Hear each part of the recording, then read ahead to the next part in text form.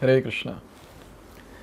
So we are seeing chapter number 16, and in Shloka number 1, Krishna has described some wonderful qualities which will help the person in that particular varna or ashrama to go to the next level, basically to advance on the path of transcendence. So we saw the qualities of a sannyasi, that is abhayam, sattva samshuddhir and jnana yoga vyavasthitihi, and then the qualities of a grihastha or a householder, danam, damaha and yajna. Then we saw the quality of a brahmachari, that is swadhyay, and the quality of a vanaprasthi or a retired person, that is tapa or austerity. Now in this video we'll try to see the 12 qualities of a brahmana. So this Krishna is very nicely giving us in Shloka number 2. So let's see that now. Ahimsa satyam akrodhas tyagah shantera paishunam daya bhuteshvalo luptvam mardavam brera chapalam. So Krishna is saying, what are the qualities of a person who is a brahmana? So in the last video we said arjavam, that quality also will include in this particular video. So arjavam, the first quality of a brahmana is arjavam, he is simple. Second, ahimsa. So ahimsa is basically non-violence. We'll discuss about each quality in detail. Ahimsa. And then satyam, truthfulness. Akrodha, freedom from anger. Tyagaha, renunciation. Shantihi, tranquility. Apaishunam, aversion to fault finding. Then daya bhuteshu, mercy towards all living entities. Aloluptvam, that is freedom from greed. Mardhavam, gentleness. Reer, that is modesty. And achapalam, determination. So these are the 12 qualities of a brahmana. So let's begin. Let's see these 12 qualities in detail. The first one, that is arjavam, simplicity. So here it is said that when it comes to simplicity, one should be very simple and straightforward. This is the brahminical quality. In fact, everyone should have this quality, but then especially the brahmana is expected to have this quality of being straightforward and simple, not having complicated thought process, not being duplicit, internally something and externally something else. No. One person has to be straightforward and he should be simple, the first quality. Then second one, that is ahimsa. So ahimsa has a very special definition that is given here. Ahimsa means not arresting the progressive life of any living entity.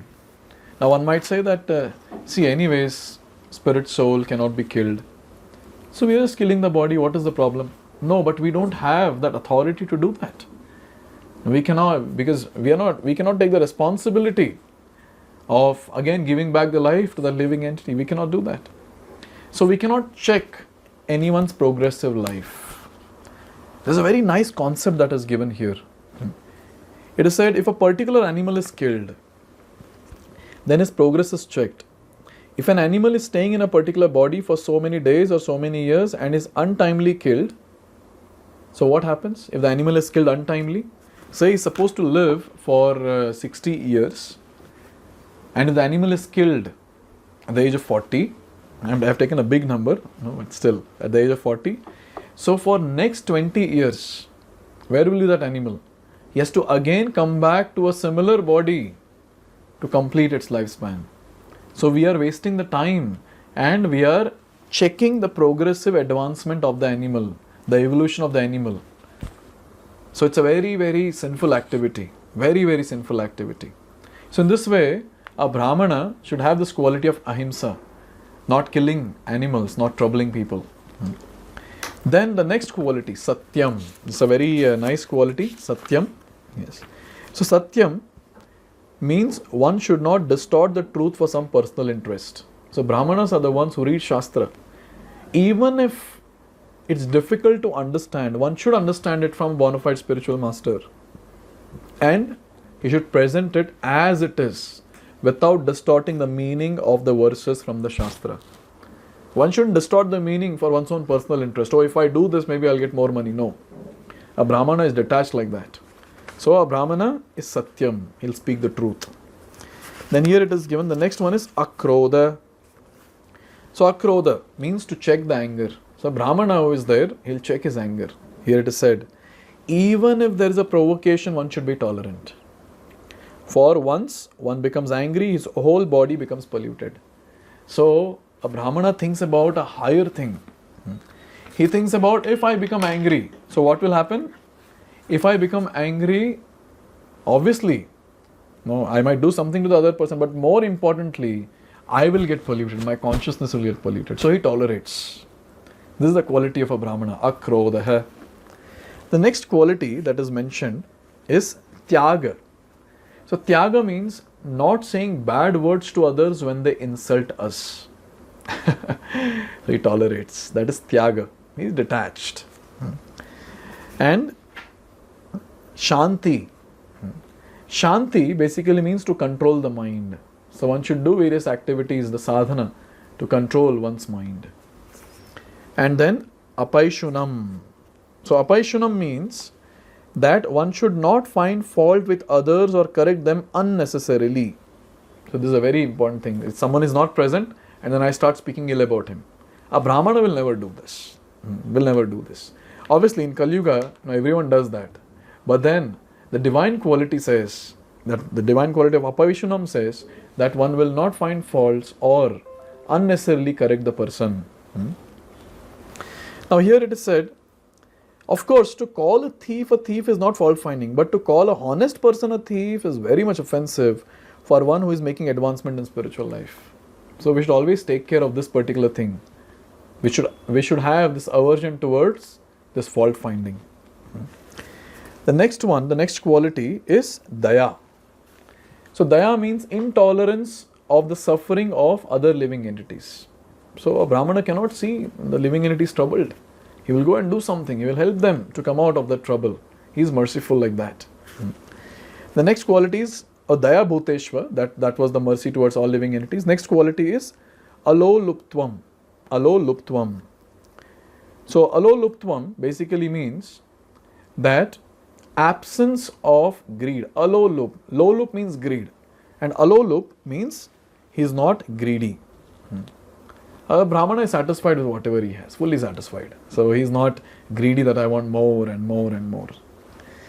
And then there's a quality that is given, that is Mardhavam. So Mardhavam basically means gentleness. So gentleness here has a specific meaning.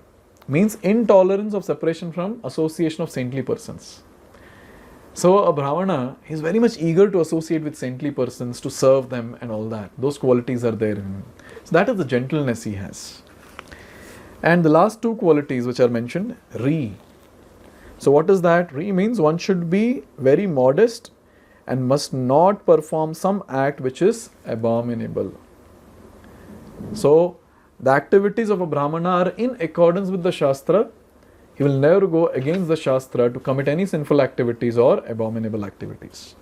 And the last quality, the 12th one, is Achapalam. Means determination. One should not be agitated or frustrated in some attempt. There may be failure in some attempt, but one should not be sorry for that. He should make progress with patience and determination. So this is the quality of a Brahmana. Where a Brahmana all the time is determined in his practice, and doesn't matter what happens, he just continues with patience. So these are the 12 wonderful qualities of a Brahmana that Krishna is describing here in this shloka. So now Krishna is going to describe about the qualities of a Kshatriya and Vaishya and others. So let's see that in the next video. Hare Krishna. Hare Krishna, Krishna Krishna.